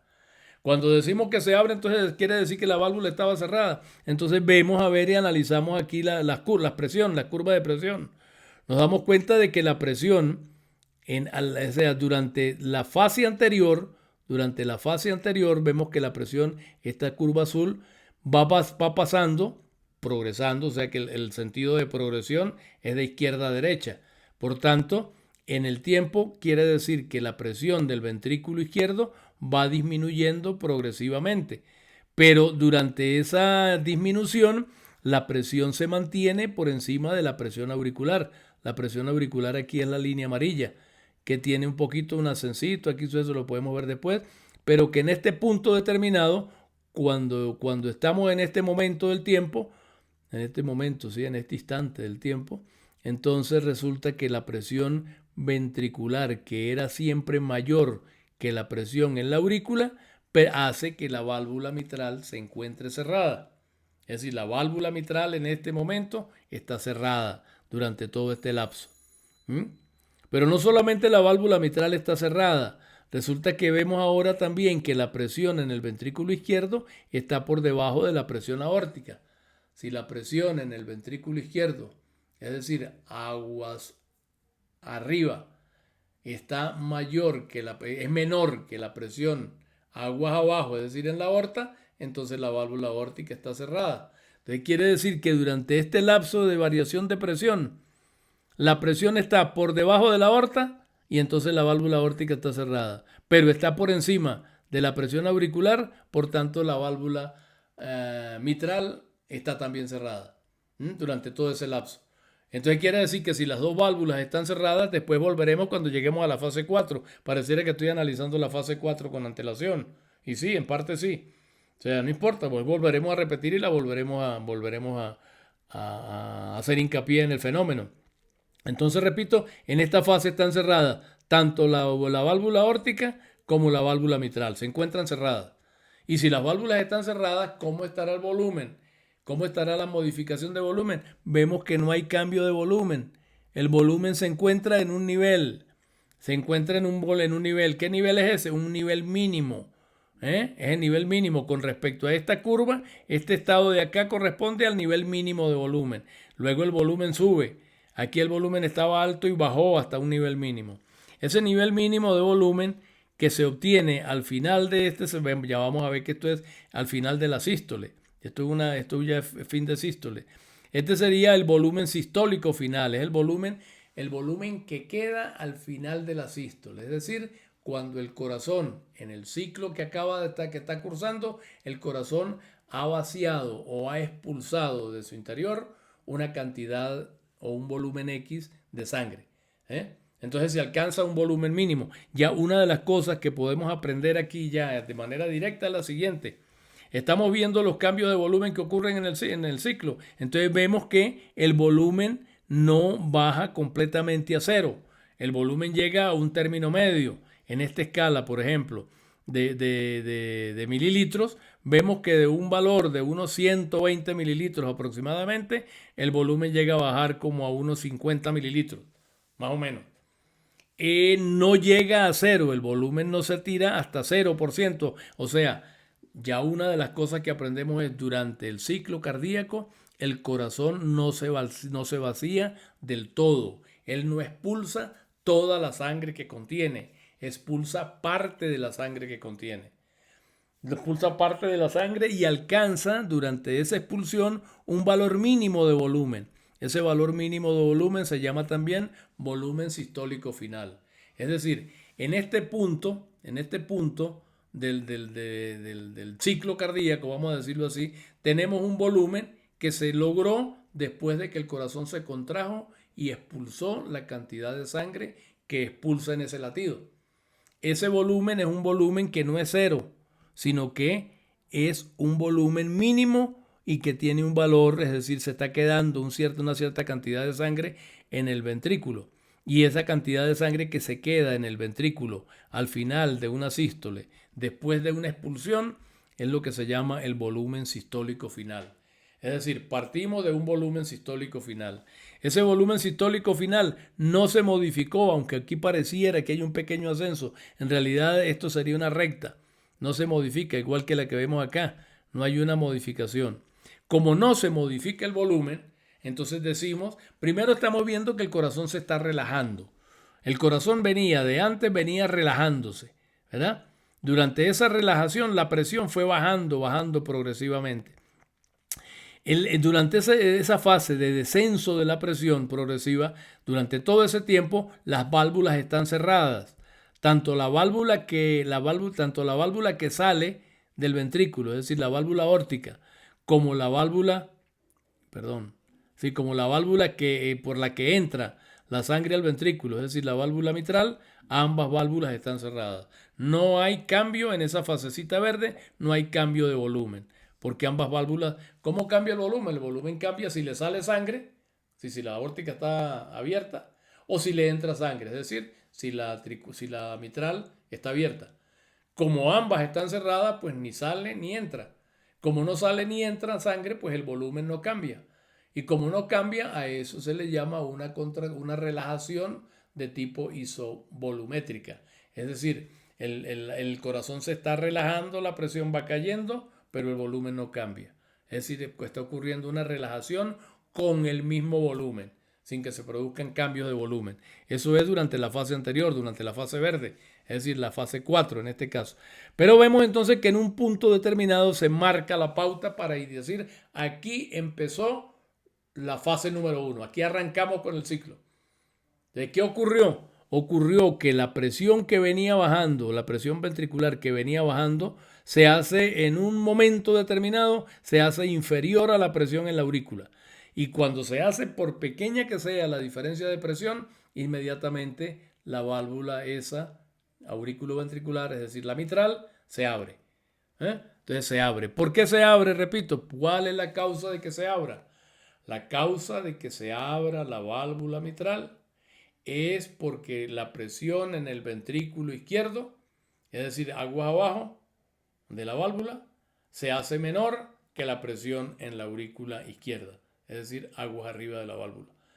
Como la presión es mayor en la aurícula que en el ventrículo, esa diferencia, ese gradiente de presión, permite que la válvula se abra, porque la sangre ahora entonces tiende a moverse del sitio de mayor al sitio de menor presión. Se pasa entonces, la sangre entra al interior del ventrículo. Entonces, repito, la apertura de la válvula mitral, en este caso, producida por el cambio de presión en el ventrículo que viene descendiendo y se hace menor que la presión en la aurícula, abre entonces la válvula mitral. ¿Qué ocurre cuando se abre la válvula mitral? Fíjense que incluso aquí todavía la presión sigue bajando. Es decir, el corazón viene relajándose, deja de ejercer presión, pero cuando la válvula mitral se abre, inmediatamente él termina de expandirse y la presión sigue bajando todavía más. Pero ese descenso de presión que ocurre va siendo seguido por la presión en la aurícula que le va empujando la sangre y lo hace de manera muy rápida. Lo hace de manera tan rápida que la pendiente, fíjense los conceptos de pendiente que hemos analizado anteriormente, que la pendiente de la curva de ascenso del volumen, ¿qué quiere decir una pendiente de ascenso del volumen? Quiere decir que el corazón se está llenando. ¿Por qué se está llenando? Porque se abrió la válvula mitral y la sangre que estaba acumulada en la aurícula izquierda, fíjense ustedes que en la aurícula izquierda la presión fue aumentando progresivamente. ¿A qué se debe este incremento de presión en la aurícula izquierda? A que la válvula mitral está cerrada. Como la válvula mitral está cerrada, la sangre de la aurícula no puede pasar directamente al ventrículo, pero está regresando continuamente, porque la circulación implica que hay un flujo continuo de regreso de sangre al corazón. Entonces la sangre está regresando y la válvula y la aurícula no puede eliminarla, no puede vaciarla, no puede pasarla al ventrículo porque la válvula está cerrada. Como está cerrada, se acumula en la aurícula. Y al acumularse, la presión en el interior de la aurícula va aumentando, porque la presión en un recipiente elástico depende, por un lado, del volumen de sangre que contenga, pero por otro lado también de la distensibilidad de las paredes de la cámara, en este caso. Entonces el hecho es que aquí está aumentando el volumen en la aurícula. ¿Por qué está aumentando el volumen en la aurícula? Porque la sangre que le está llegando no puede pasar al ventrículo. ¿Por qué no puede pasar al ventrículo? Porque la válvula mitral está cerrada. Entonces por eso vemos este pequeño aumento durante esta fase de la presión auricular izquierda. Entonces, en un momento determinado, la presión del ventrículo que viene bajando se hace menor que la presión auricular izquierda. ¡Pac! Se abrió la válvula. Si se abre la válvula ahora, la aurícula se desahoga. ¿Qué quiere decir que se desahoga? Impulsa su sangre, o sea, permite que la sangre, como la válvula está abierta, permite que la sangre que contenía y que se le acumuló durante el lapso en que estuvo cerrada la válvula, ahora fluya rápidamente al interior del ventrículo. Por supuesto que fluye al interior del ventrículo y ella va disminuyendo de presión a medida que se vacía. Entonces, por eso vemos este descenso de presión en la curva amarilla. Acá se debe a que simplemente se vació la aurícula, entregó la sangre al ventrículo. El ventrículo va bajando todavía su presión porque se está expandiendo. Cuando se abre la válvula, él termina su expansión. O sea, él viene relajándose. Primero cesa la tensión, la contracción, ¿verdad? Ha cesado o está cesando la contracción, está relajándose el músculo. Pero a medida cuando se abre la válvula, termina su relajación, se amplía más, recibe la corriente de sangre que proviene de la aurícula y entonces empieza a llenarse, ¿ven? Se llena. Y en esta fase de llenado vemos que se llena rápidamente. Fíjense, la pendiente de este segmento acá es mucho mayor que la pendiente del segmento acá o que la pendiente del segmento más arribita. Es decir, hay como un llenado rápido. Entra rápidamente la sangre, se va llenando, esa velocidad de llenado se reduce y después permanece durante un cierto tiempo llenándose todavía, ingresando sangre al ventrículo, pero de manera más lenta, es decir, con menos, un volumen de entrada cada vez menor en la unidad de tiempo.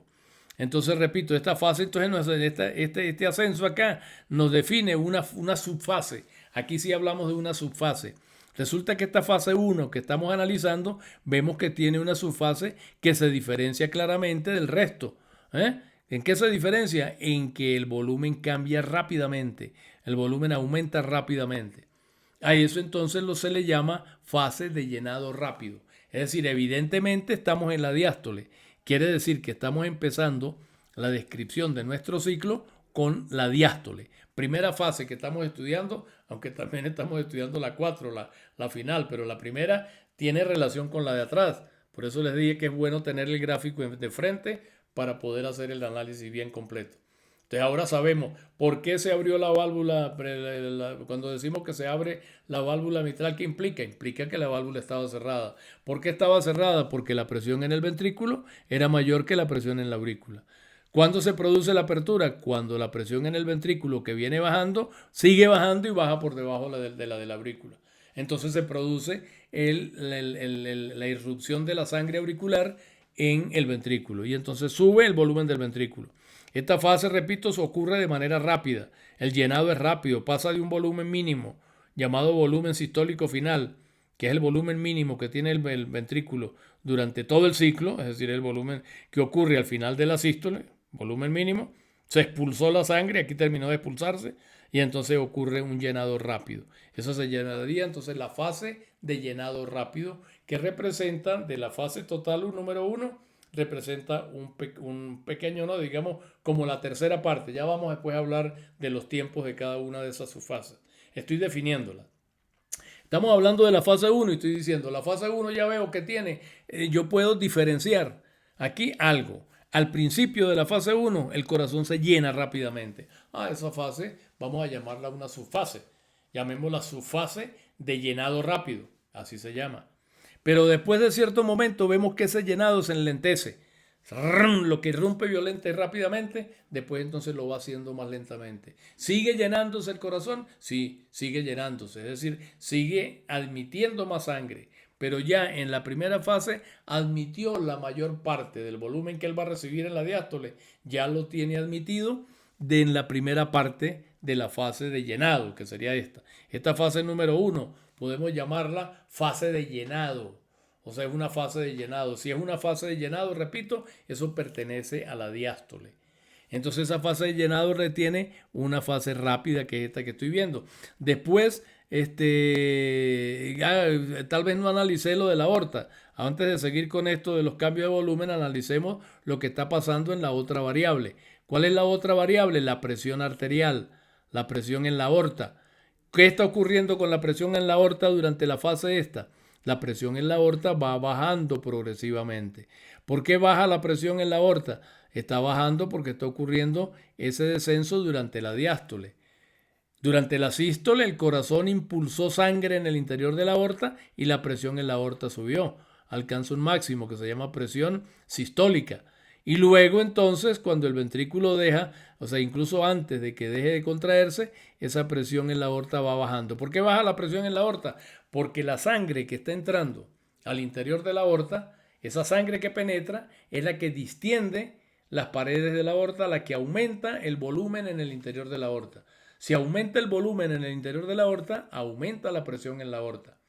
Pero esa irrupción o ese aumento de volumen está a su vez estirando las paredes elásticas de la arteria. De manera tal que cuando cesa de entrar la sangre porque termina la sístole y sobreviene la diástole, entonces la retracción elástica de las paredes de la aorta va haciendo que la sangre vaya saliendo del sistema arterial y siga circulando durante la diástole. Durante la diástole el flujo sanguíneo continúa, no importa que la sístole haya terminado. La sístole, que fue la que impulsó la sangre en el interior de la aorta, ¿verdad?, ya cesó, pero la sangre sigue moviéndose de la aorta en sentido anterógrado, hacia adelante, hacia el sistema arterial y luego hacia el sistema, a la microcirculación y después a recogerse en el sistema venoso, sigue circulando porque la retracción elástica de las paredes arteriales va haciendo como una especie de presión, se acumula una energía potencial en esa retracción elástica va ejerciendo presión sobre el sistema, sobre la sangre, pero esa sangre se va desplazando. Como se desplaza la sangre del sistema arterial, la presión en el sistema arterial va bajando progresivamente, baja, hasta que se alcanza un mínimo. ¿Cuándo se alcanza el mínimo? En el momento en el cual vuelve la nueva sístole y vuelve a subir la presión. Pero entonces, repito, en este gráfico que estamos viendo, la presión, me salté de los volúmenes, ya vuelvo a ellos, y al de la descripción de la fase, salté a la descripción de lo que pasa con la presión aórtica. La presión aórtica durante esa fase viene en descenso. Ya vemos que viene en descenso, ¿por qué? Porque la retracción elástica va de todas maneras vaciando las arterias. Al disminuir el volumen en el interior, baja también la presión. Va bajando, bajando, bajando. Aquí continúa el descenso. Entonces, porque esta es la fase que está pegada acá. Esto baja todo y sigue bajando después. Hasta el punto en el que venga la nueva sístole. Bueno, entonces de los fenómenos descritos en la primera fase ya tenemos en la aorta, baja la presión aórtica continuamente, perdón. En cuanto a las presiones, fíjense, a las presiones acá, la presión en la aurícula siempre se mantiene baja. La presión en la aurícula nunca sube a valores extremos como los que ocurren o los que se dan durante la contracción ventricular. Pero en este caso aquí ya sabemos que que la presión auricular que venía subiendo de repente cae aquí y luego empieza a subir progresivamente. ¿Por qué cae la presión en la aurícula? Cae la presión en la aurícula porque la aurícula se vació hacia el ventrículo. ¿Y por qué no sube la presión en el ventrículo? Porque el ventrículo todavía viene en expansión. Como viene en expansión, él puede acumular esa sangre y seguir bajando su presión, como ocurre de hecho acá. Entonces, la presión auricular, en el punto en que se encuentra con la presión ventricular, está un poquito alta, está un poquito elevada, o sea, por la acumulación de la sangre, y baja después porque la sangre se vacía en el ventrículo. Eso hace que baje la presión en la aurícula. Entonces, después de ese punto, cuando ya la aurícula le pasó la sangre al ventrículo, la presión auricular sigue aumentando. Durante pero fíjense que la línea amarilla, eso es lo que tenemos que ver, pareciera que coincide. No, aquí está claro que la línea amarilla se mantiene durante esta fase, se mantiene siempre por encima de la línea azul. ¿Qué significa? Que existe siempre un pequeño gradiente de presión entre la aurícula y el ventrículo. Ese pequeño gradiente de presión es el que está determinando que exista siempre un flujo de entrada, un flujo de llenado, o sea, siempre se mantiene como está por arriba. Si volvemos a la parte final de esta fase aquí, vemos entonces que la línea amarilla, la presión en la aurícula se mantiene por encima de la presión en el ventrículo y va en ascenso progresivo. ¿Por qué asciende? Asciende porque ya ella está vaciándose menos, porque está dejando pasar menos sangre que al principio hacia el ventrículo. Entonces, como deja pasar menos sangre hacia el ventrículo, al mismo tiempo le está llegando sangre, la sangre que está llegando por las venas, en este caso serían las venas pulmonares.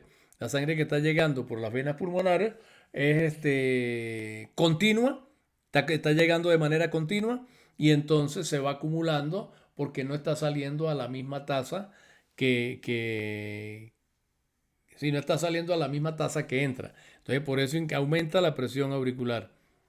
La presión auricular aumentando también va dejando pasar sangre al interior del ventrículo, cuya presión se mantiene también aumentada. ¿Por qué va aumentando la presión en el ventrículo? Va aumentando porque se va llenando cada vez más. Va llenando más volumen, más volumen, más volumen, la presión es también más alta. Pero la presión en la aurícula es un poco más alta que la del ventrículo. Por eso entonces siempre está pasando sangre de la aurícula al ventrículo durante toda la fase esa que llamamos fase de llenado. Entonces aquí están pues los cambios de presión en el ventrículo y en la aurícula. ¿Por qué van aumentando progresivamente?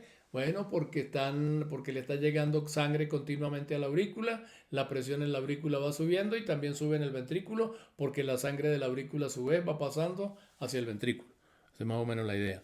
Bueno, entonces volviendo acá a los cambios de volumen, estos que son los que me van a definir, estos cambios de volumen, me van a definir entonces la primera fase, que es la fase de llenado rápido. Y después sigue una fase de llenado lento, en la cual los cambios de volumen, como vengo diciendo, son cambios menores, más paulatinos. Es decir, la mayor parte del ventrículo se llenó durante los primeros momentos, durante los primeros instantes de la fase 1. Después durante el resto de la fase, sigue entrando sangre al ventrículo. Eso se muestra en la curva, que es una curva en ascenso progresivo. Entonces, esa curva que va desde el momento en que termina la fase de llenado rápido, que tiene un punto medio arbitrario en donde empieza y donde termina, esa fase que viene después es una fase que llamamos de llenado lento. Entonces ya distinguimos dos subfases. Yo digo fase, se trata por supuesto de una subfase. O sería una fase dentro de la fase uno. Una fase dentro de la fase uno pues sería una subfase de la fase uno. Entonces en la primera subfase el llenado es rápido, en la segunda subfase el llenado es lento. O sea, fase de llenado, ¿qué se dice fase siempre? No se dice subfase, se dice fase. Fase de llenado rápido y fase de llenado lento. O si usted quiere mejor más, para ser más preciso, subfase de llenado rápido, subfase de llenado lento. ¿Mm? Y finalmente, al final de la fase uno, fíjense usted, aquí termina la fase uno. Este evidentemente va a terminar acá. Pero antes de que termine la fase uno, fíjense ustedes que ocurre un pequeño cambio. Hay unos cambios que se notan acá. Estos cambios voy a describir primero por la causa y después el efecto. Este cambio en el volumen es un efecto. Es decir, es el resultado de. ¿Resultado de qué? De este cambio de presión que está ocurriendo acá. Fíjense que acá la presión en la aurícula que venía ascendiendo lentamente, por lo que les dije, porque le está llegando continuamente sangre desde las venas, a través de las venas pulmonares, estamos hablando de la aurícula izquierda, esa sangre está llegando continuamente, la presión en la aurícula va subiendo, pero hay un punto acá que se nota claramente en la cual la presión en la aurícula sube. De repente, ¡pran!, subió la presión en la aurícula. ¿A qué se debe ese incremento de presión en la aurícula? Que se transmite, por supuesto, al ventrículo. ¿Por qué? Porque el incremento en la presión en la aurícula está haciendo que parte de la sangre, o sea, que un cierto volumen de sangre, al contraerse la aurícula, estar abierta la válvula auriculoventricular, es decir, la válvula mitral, encontrándose abierta y la aurícula contrayéndose, eso implica que va a haber como una especie de incremento en el volumen de la sangre que está entrando al ventrículo. Por eso también sube la presión en el ventrículo.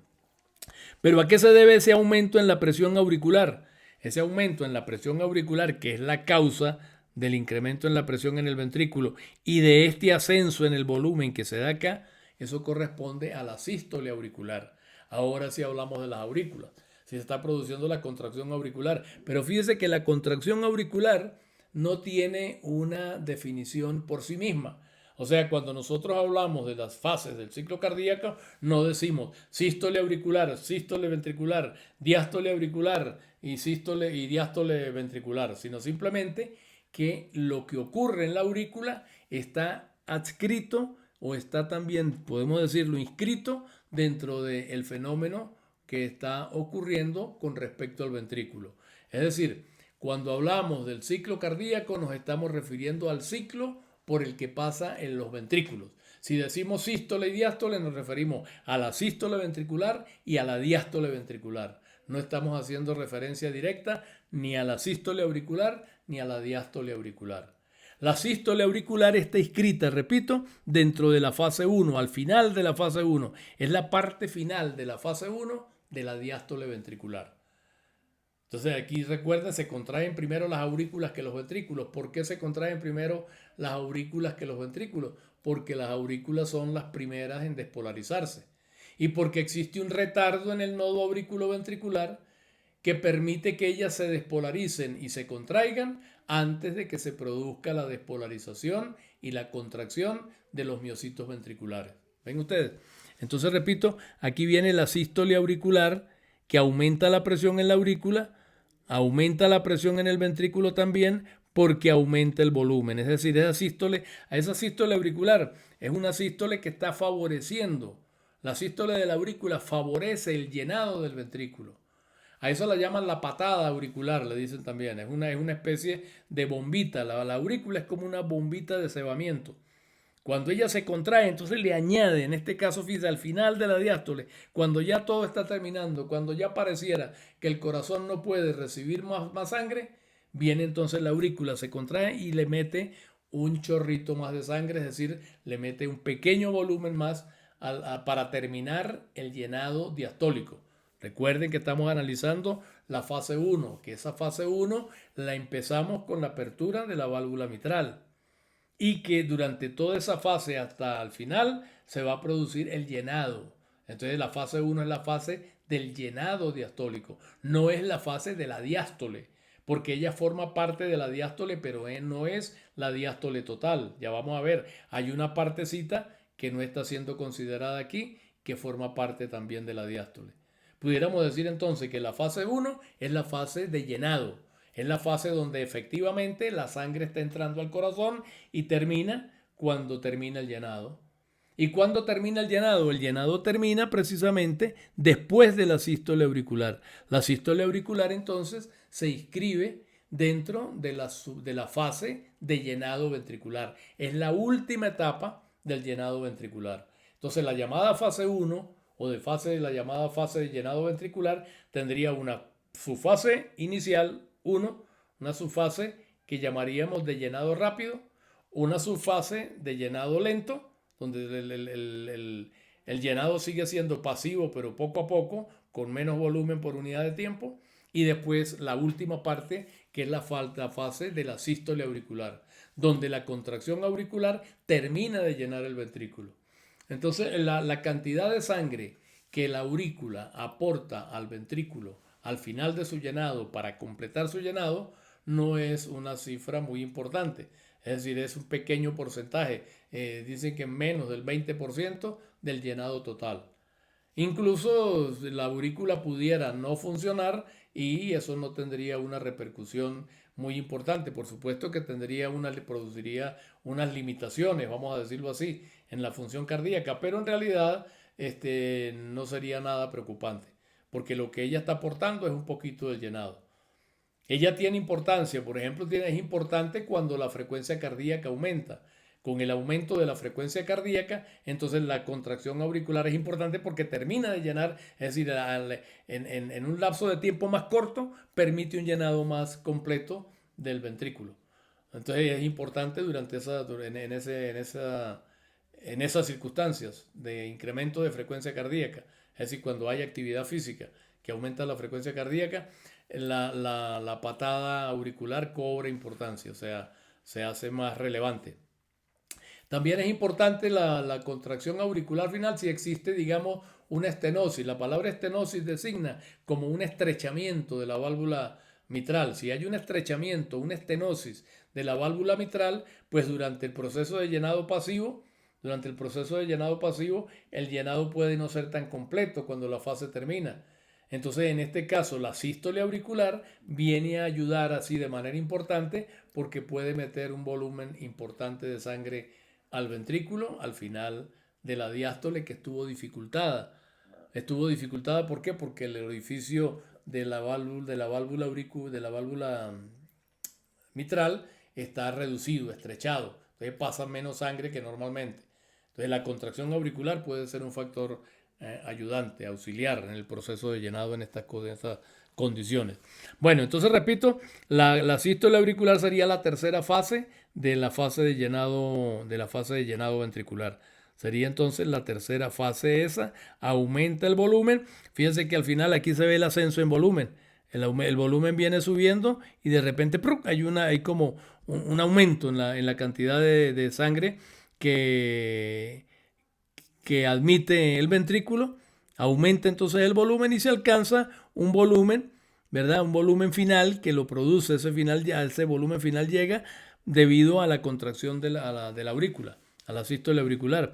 Y se obtiene un volumen al final de la diástole, es decir, el corazón inmediatamente al final del llenado, es decir, durante la diástole, ha ido subiendo su volumen y alcanza un volumen final. Es decir, al final del llenado, cuando ya no hay más llenado, terminó de llenarse. A ese volumen lo llamamos volumen diastólico final. Importante el concepto. ¿Qué es el volumen diastólico final? El volumen diastólico final es el volumen que adquiere el ventrículo, en su interior, por supuesto, al final de la diástole. Volumen diastólico final. Me mete la duda si dije sistólico, es volumen diastólico. Volumen diastólico final. Es el volumen final, el volumen de represión total del corazón. Total no, en el ciclo S. Para los ciclos cardíacos esos que se están dando, es el volumen máximo que adquiere el corazón. ¿Cuándo se da ese volumen máximo? Al final de la diástole. Es sencillo, es fácil, o sea, al final de la diástole se ha completado el llenado, ha ido subiendo el volumen, está subiendo, subiendo, subiendo hasta que llega al final. Cuando finaliza, ese volumen máximo se llama volumen diastólico final. Después vemos que se va a producir una contracción y un vaciado y vamos a llegar entonces al volumen sistólico final, que es el que nombramos al principio de la descripción de esta fase uno. Empezamos con un volumen sistólico final, ¿recuerdan ustedes? Un volumen sistólico final bajito, que es el volumen más bajo que se obtiene después de la sístole, y fuimos llenando el ventrículo hasta alcanzar un volumen máximo, que es el volumen que se obtiene al final de la diástole. Entonces los volúmenes fluctúan en un ciclo cardíaco entre un volumen máximo al final de la diástole, volumen diastólico final, y un volumen mínimo al final de la sístole, que es el volumen sistólico final. ¿Qué pasa con la diferencia entre el volumen diastólico final y el volumen sistólico final? Bueno, la diferencia entre el volumen diastólico final y el volumen sistólico final es el volumen que el corazón expulsó durante ese ciclo cardíaco. La diferencia, la diferencia entre el volumen diastólico final, que es el volumen máximo al final de la diástole, y el volumen sistólico final, que es el volumen mínimo al final de la sístole, ese volumen, esa diferencia de volumen, se llama volumen sistólico. Así se le define técnica, se le nombra técnicamente. Volumen sistólico. La definición sería, ¿qué es el volumen sistólico? El volumen sistólico es el volumen que el ventrículo, en este caso el ventrículo izquierdo, pero también el ventrículo derecho, es el volumen que cada uno de los ventrículos, expulsa en cada latido.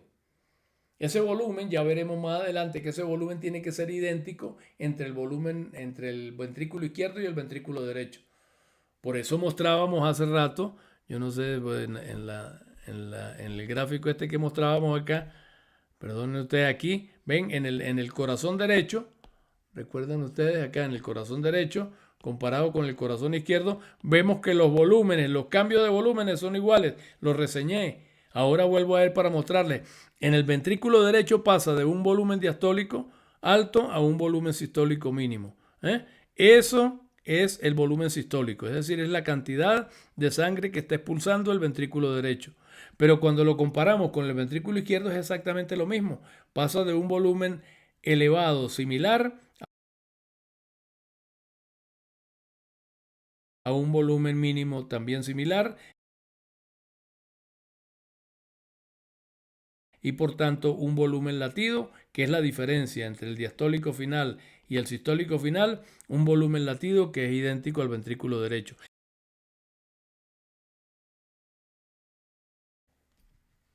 A la clase hasta aquí, terminamos esta vez, seguimos después más adelante, ya llevamos casi 2 horas.